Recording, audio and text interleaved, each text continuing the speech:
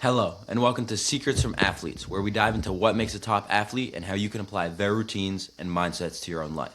I'm your host, Andre Shaw, and today with me I have Shelby Jensen, a runner at Utah State University who last season placed 7th in the nation in the steeplechase event.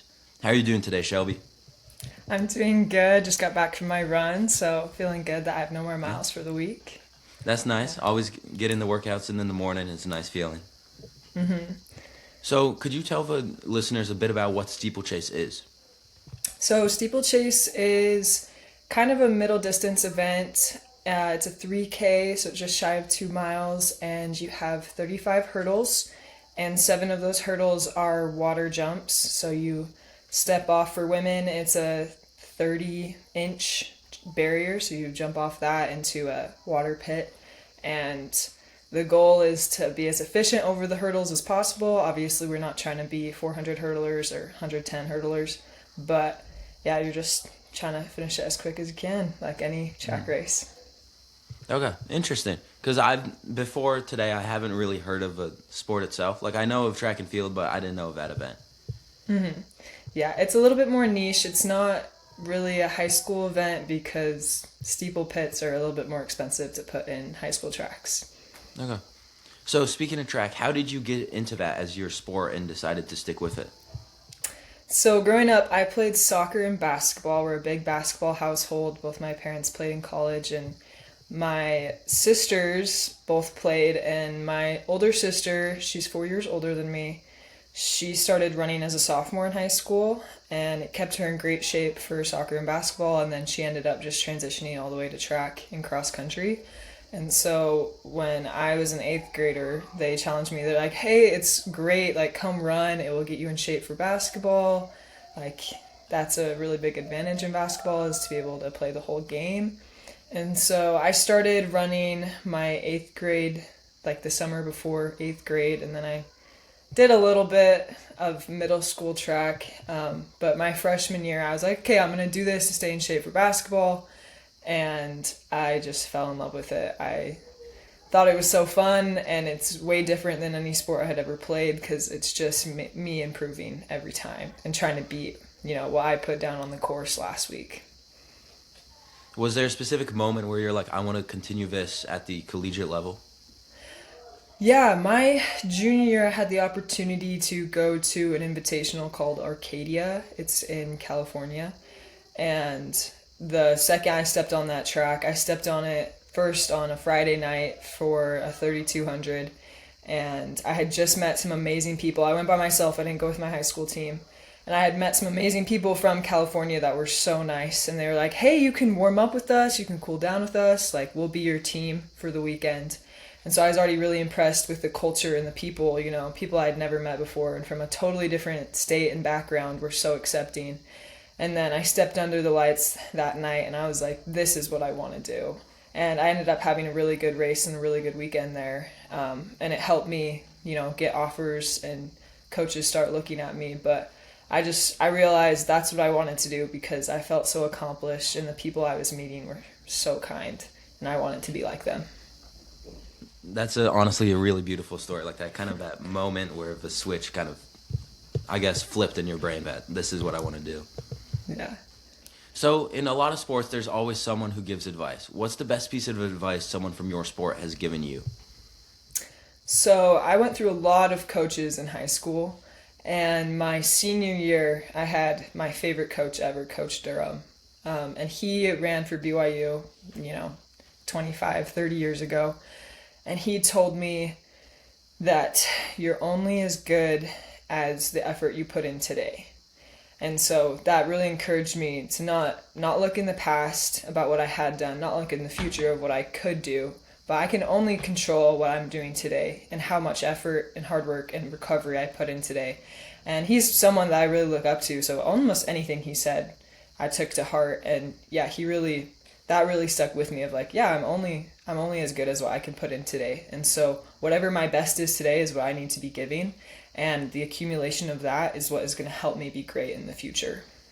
I feel like that's some of the best advice. I've heard something similar from coaches. I've heard that just in general is because you can't change the past.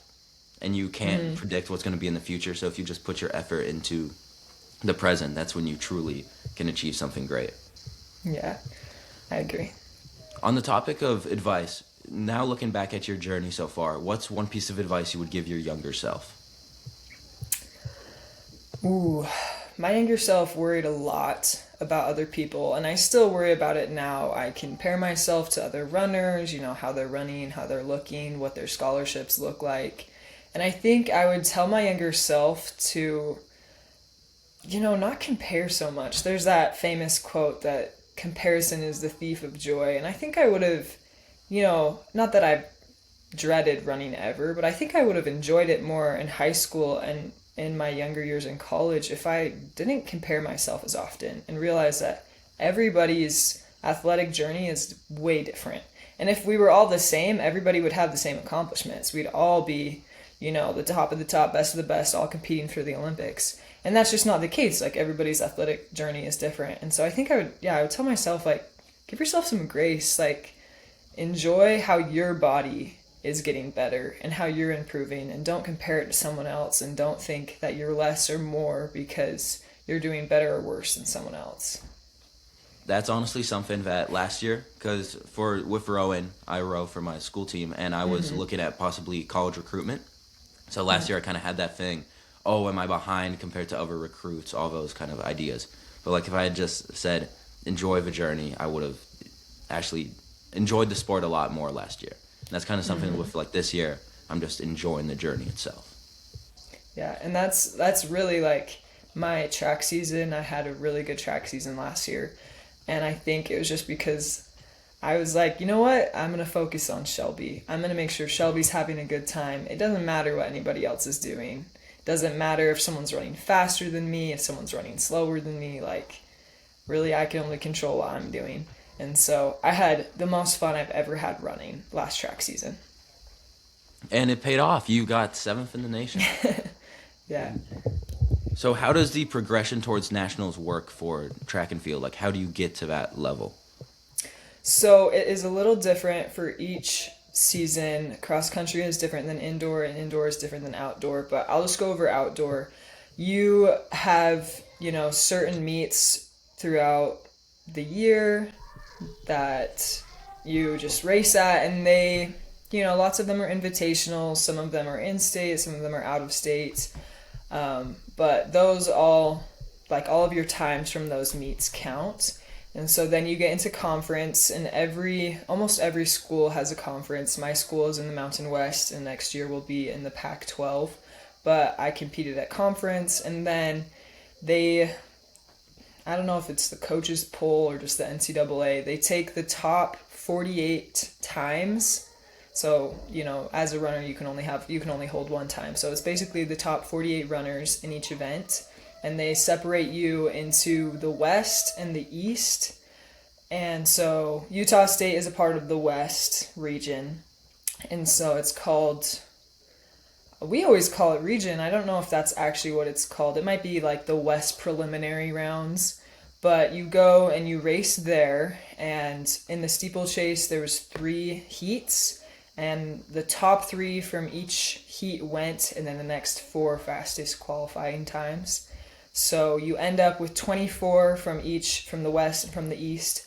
And then from there you move on to nationals. And at nationals it's a little different for every event because the sprints, have their own lanes, so you have to do more heats and more rounds, I guess. But for steeple, we had the semifinals, which had 2 heats, and so the top 5 went in the next 2 fastest times. And then you have the final, which is top 12 in the nation, and top 8 get first team All-American, and I think the next 8 are second team All-American. So compared to like other track events where I know there's the 6 lanes, with steeple there aren't that, like with the lanes, because you said there were 12 people in the final? Yeah, so there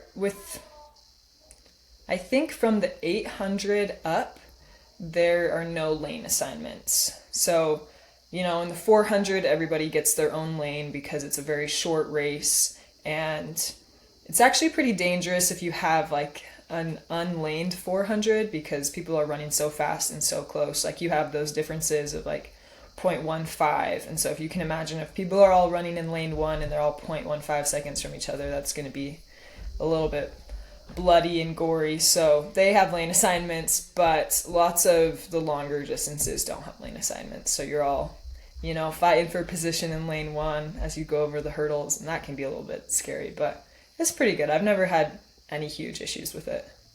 So with those like races where there's no specific lane assignments, how do you like pass someone and like say like this is where I'm gonna be? Like, is there like shoving a bit, or like how does that work?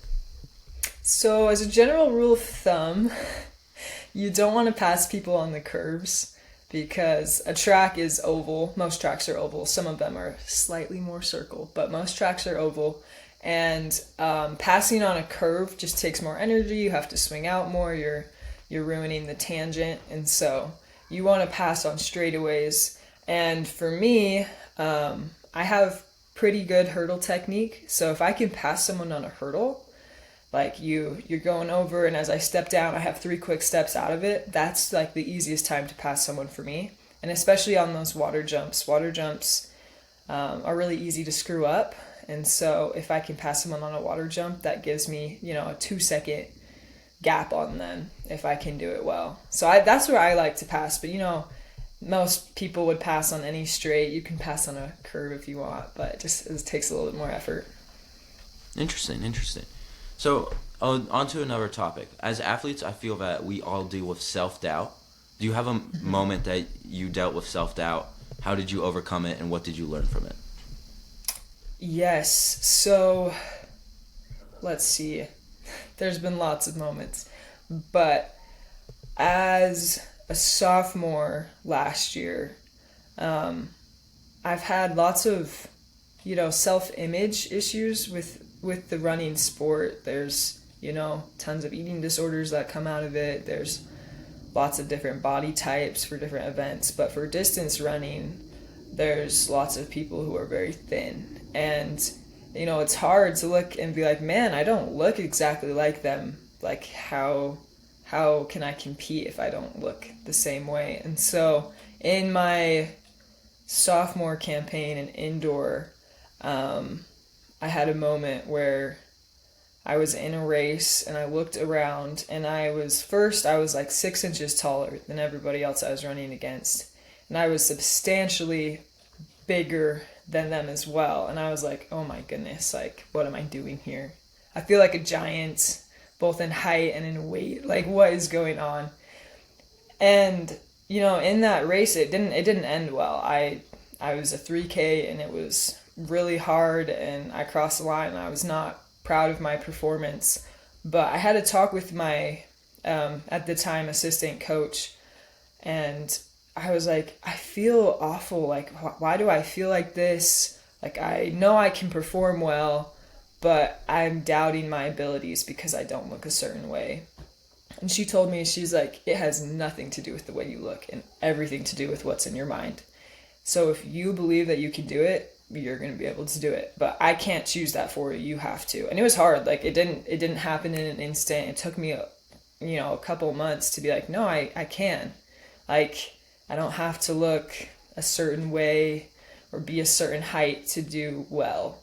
And that kind of clicked around April when I was starting outdoor, and it was like, I'm going to do great. And that's like, I decided in my head, I was like, I'm going to do great. I didn't say I was going to go to nationals, I'm going to get this time. I just decided that I was going to be great, and whatever great looked like, I was going to do that. And so, yeah, that was like one of the biggest moments of self-doubt, was like, I can't because I don't look a certain way. And then once I decided, everything worked out. I feel like that's the like power of a mind. It's like there's this quote, I think it was Henry Ford, if you believe you can or you can't, you're right, because it's just like whatever you believe. So in this case, you're saying you switch that mindset to believing in yourself that you're going to achieve something great, and you did. Mm-hmm. Yeah, just and it's the power like, of mind. Yeah, it can be that easy, but it does take a while to get there. Like, you have to truly believe, because it doesn't matter. People can tell you as much as they want, but unless you decide, it's not going to work out. So, yeah, I'd call it. I wouldn't personally, I wouldn't say easy. I'd say simple. Like it's the simple. You just Yeah, need to make that mindset shift. Except it's not easy to make it. that's a great way to put it. So, talking about all the mental side of sports, what's your best tip for staying motivated when things get tough? Have you seen something like this work outside of a sport as well? My best tip for staying motivated is, you'll hear this a lot, but like going back to your why. And for me, I run because I love it. And you'll hear people talk about the flow state where you're just in such a groove that it's almost easy, even though you're doing something really hard, but it's because everything is in sync and everything sets up. And I crave that. And so when I'm really discouraged or when I'm lacking motivation, I like to, you know, even though I run all the time, I like to go for a simple run, 2-3 miles, and just enjoy it. And then that reminds me, like, oh, I do this because I love this, because this is fun, because the people I meet along the way are awesome, because the memories I make are awesome. And it's something that I'm going to remember. And so that's how I get over lack of motivation. And I think that goes well into other aspects of life. I had a rough beginning of my semester where I was like, man, school sucks. Like, I don't have to be taking this many classes. I could just stop. I don't have to be going to school. And I took a step back and I was like, why am I doing this? And it's because I love to learn and I want to learn. And these are things that interest me. And so once I took that step back and I approached my schoolwork with that same curiosity of I love to learn, then it became easier and my motivation came back. And I think that will be a great help in other aspects of my life. Later on down the line when I have a family and I'm annoyed at my kids, and I take a step back and be like, why am I doing this? It's because I love them. It's because I love this. I love having a family. So, yeah, that's what I feel would like say. that's great advice, just going back to that why. Because if you, like in the case of for you running, if you love the sport or whatever activity you're doing so much, that kind of becomes your motivation. Because it's like, it's worth it. Whatever I need to put into it, it's worth it. Yeah. So for the track, I know that or in sports in general, that people have pre-game or pre-race rituals. What is your pre-race ritual that gets you locked in? Do you do anything similar outside of track? So we'll start with track specifically. The night before, I've been blessed to travel a lot with the team for races. So that does mean that my parents can't always be there. They live in Utah, so if I'm, going way out east or way out west, sometimes it's hard for them. But I always give my mom a call the night before, before I'm going to bed, and most of the time we don't even talk about the race. She'll ask me how I'm feeling, and we'll chat. I'll tell her about my day. She'll tell me about her day and my siblings. And so that's number one is I have to call my mom the night before. And then I wake up, and in track, most of the time they're afternoon or night races. And so I'll get up, do a normal day, maybe do some homework, read a book. And then once it gets within 4 hours of the race, I don't have a specific playlist, but I think I would title it White Girl Party Music. And it just, it's got some Beyonce, Lady Gaga, some Nicki Minaj. It just gets me happy and excited. I'm not one for hardcore rap, unfortunately. I like to, feel good, be a little peppy. I'm a pretty good braider, so I decide what type of hairstyle I'm gonna do the night before, and then I'll take, anywhere from 30 minutes to an hour, depending how intricate I want to be, and I'll fix up my hair while I'm listening to music. I'll chat with my roommate. I room with the same girl every time we go on a trip. Her name's Bree, and she's one of my best friends. And so we'll chat and we'll talk about what we're excited about for the race, what we're nervous. And then once we get there, I have a 2-mile warm up, and then I have steeple drills, so just some hurdle stuff. And that's just me. I don't do it with anybody else. I don't chat, I don't talk. It's just my time to like focus in, think about how I'm going to go over each hurdle, how I'm going to approach the race, my mindset, and then I go and chat with my coach, and he is not a man of many words. So it's like once I talk to coach, I'm locked in and I'm ready to go, and we execute the race plan. And so that's my pregame. It's kind of relax, kind of chill, have fun, and then when it's time to get work done, it's time to get work done. I feel like having like a good kind of like set race plan kind of just like you're saying gets you in that zone, gets you ready, because it's like this is something you can control, this is something you know. It gets yourself comfortable for the race. The part of having the races in the afternoon and night, that's something I wish Rowan had. Always in the morning? Unfortunately not. Yep. Sometimes 6 a.m. I need to be at the water. Yeah. Oh, that's pretty early. Circling back to the previous question, when you mentioned flow state and how like being in that's one of the things you chase with a sport, have you found a way to kind of like, not artificially, but find a thing that always gets you into flow state? Or is it kind of just sometimes you get into flow state, sometimes you don't?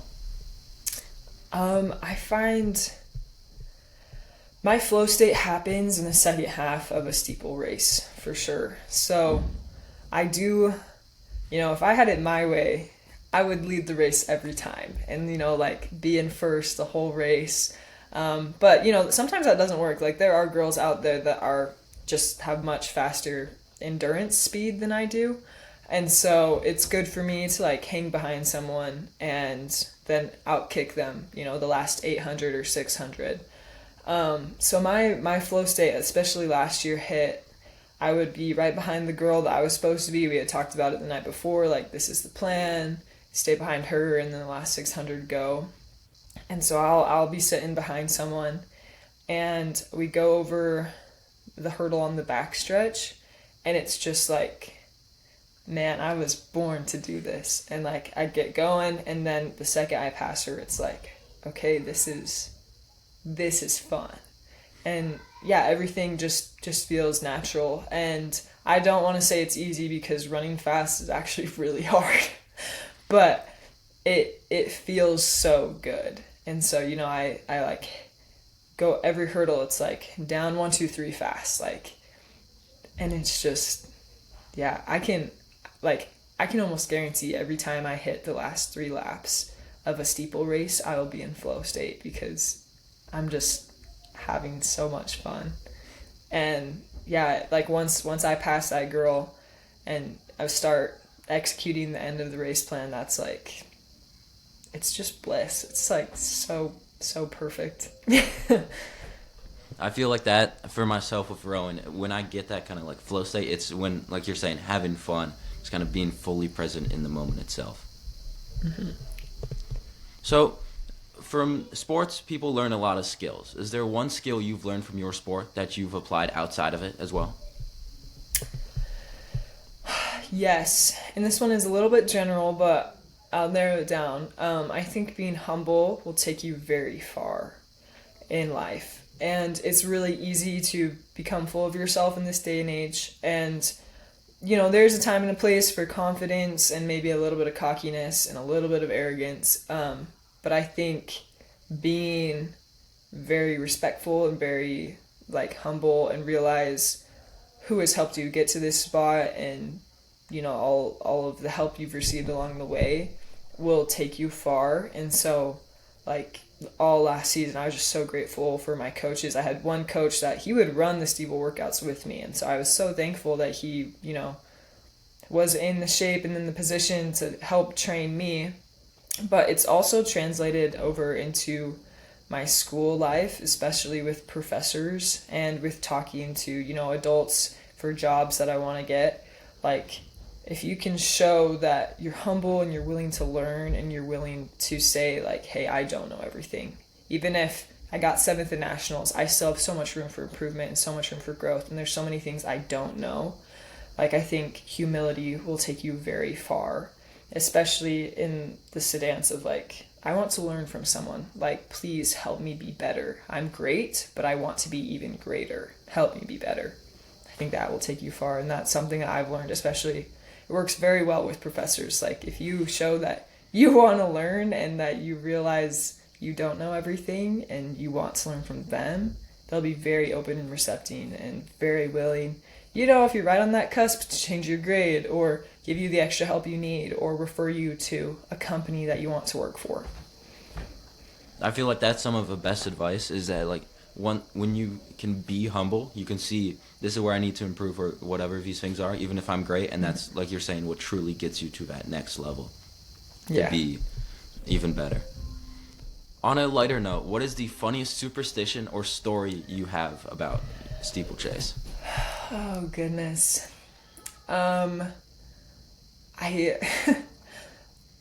the superstition I have that maybe it's not, but there's a lot of people that run without socks, and I don't. I have to wear like the crew Nike white socks with my spikes every time. Like that is my superstition. If I tried to run without socks, I think I would die or something. Like I have to wear socks. And people think I'm crazy, especially in steeple. They're like, your feet get all wet. Like, you're just sloshing the whole race. And I'm like, well, it works. Like, I don't think it's that big of a deal. But for me, I don't think I would ever race without socks. So that's one of my superstitions. And then my funniest story about steeplechase is I have this darling boyfriend. And we had just started dating in May, and then I went to nationals in June. And because of the way nationals work, there's the semifinals and then the finals. And the semifinals were on a Thursday, and I didn't know if I was going to be racing in the finals until after, you have to qualify in semis. And so the finals were going to be Saturday. And so I made it on Thursday, and so I was racing on Saturday. And he's like, oh my goodness, I want to watch you run. Like, I'm going to buy a plane ticket. And so he's like, okay, I bought a ticket. I'll see you. Like, he set everything up, where he was going to stay, how he's going to get there.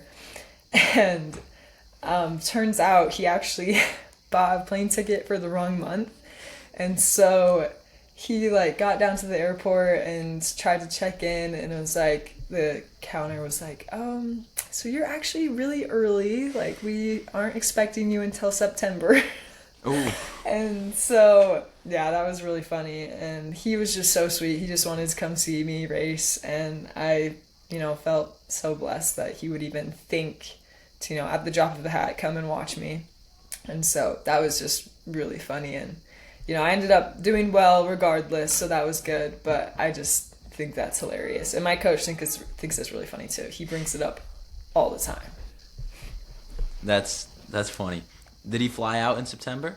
I mean, he got to use the ticket now that he bought it. No, he got a refund, but it was just, yeah, we joke about that. September rolled around and we were like, oh, so you on your trip to Oregon yet? Like, got your ticket. Yeah. Oh, it was good.